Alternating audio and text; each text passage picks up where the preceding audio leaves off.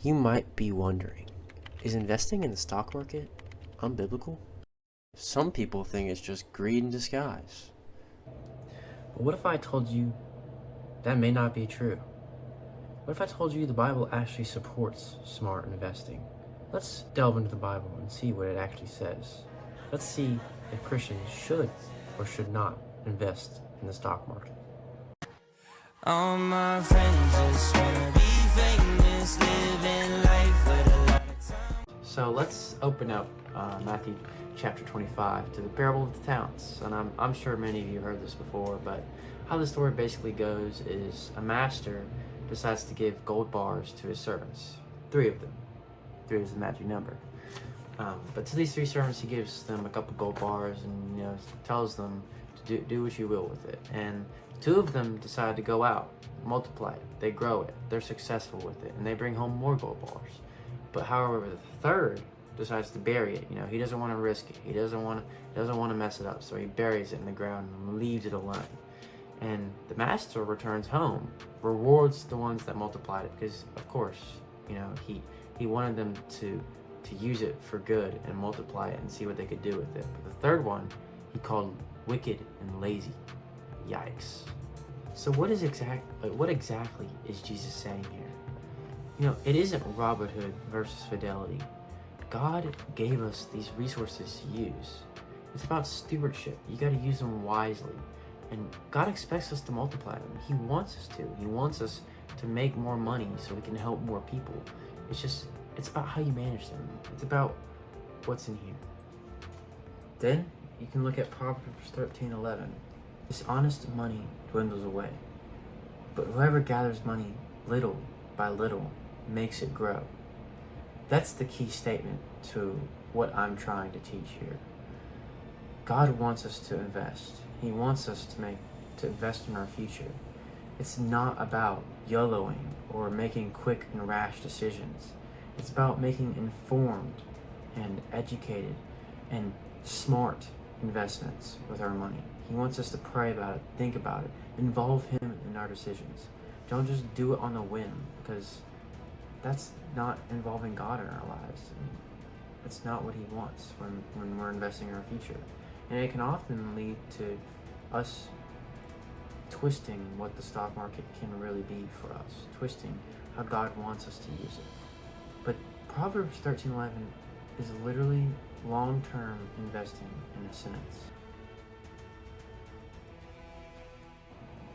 Let's look at Luke chapter 14, verse 28. Suppose one of you wants to build a tower. Won't you first sit down and estimate the cost? God commands planning, budgeting, knowing your numbers. He isn't against investing in the stock market. He isn't against investing in your future. He's just against foolishness.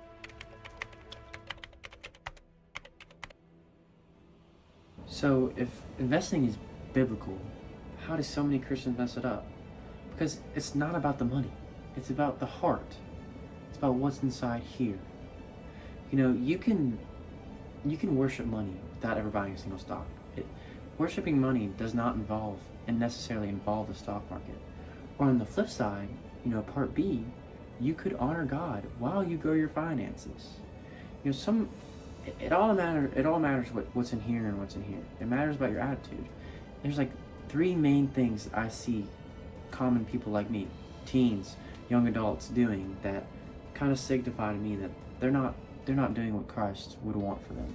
And number 1, obsessing over gains. Are you checking your phone, checking your finances every 10 minutes, every day, every hour, checking, am I up, am I down, am I up, am I down, am I in the green, am I in the red? And worrying about that, being like, oh man, I gotta check, I need to. Is it an itch?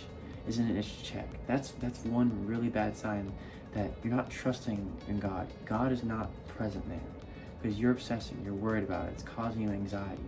That's not good. Number 2, are you worried about when your stocks do go down, when your money is going down, because the stock market does go down? Are you worried oh, I can't give right now because my ETF's down 8%. I'm not feeling it right now, and I can't afford it. But you can. The money you have in there should not be based on whether or not you can give or when you can't give. You got to plan smart. You got to factor in the money that you need to give to others when you do invest in the stock market? And then number 3, are you comparing with others? Do you got your best bud right here and you guys are finance bros and you're like, oh dude, I'm doing better than you, or oh man, like I should have taken what you did because I'm not doing too hot right now. You can't compare yourself to others. It's you and God. You and God are formulating your future together. Trust in Him and He will provide you. But these 3 common signs, are not Christ-centered. They're not. They're insecurity. It's idolatry. You're putting other things before God. And it's infecting your portfolio.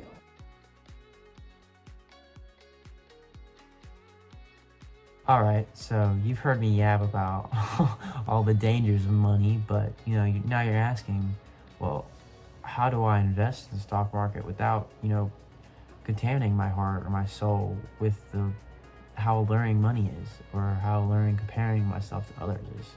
Well, I have 3 simple steps that you can follow to try and help you. 1, pray about it. Let God enter your life through prayer. Pray about stock choices, about your finances. Help God ease the anxiety. Help Him walk you through your financial choices. He wants to be there. He doesn't want you not to invest. He wants to help you shape it. He wants to shape it. He wants to guide you. And you can let Him do that through prayer.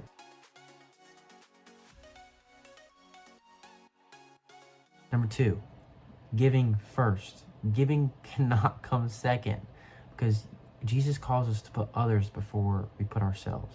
So give your tithes, give to charity before you invest in the stock market. Otherwise, you're going to be on the back foot. You're going to find some way to make an excuse to not give when you should, and you should. But giving first helps eliminate that, because you're going to give the money and there's going to be no excuse. You're going to give the money first, and then you put the rest that you can in the stock market. Not after. You're not going to say, oh, I'm going to put some gains from the stock market in. That's not going to work out in the future, because the stock market goes down and you can't start slacking when it goes down, because Jesus calls us to always give. There's no ifs. There's no halfway. There's no cafeteria Christian where you pick and choose when you want to be a Christian. Number 3, being patient and accepting small growth, slow growth. Going back to Proverbs 13:11, it's about small growth, little by little. Accept the small gains. That's all about what the stock market has to offer for us Christians. You have to be patient. The money will grow over time. Just be patient. Don't try to force it. Don't try to rush it. It'll come with due time, with God's plan. These 3 goals will help you keep God first. It's smart. It's inviting God into our financial life. So, should Christians invest?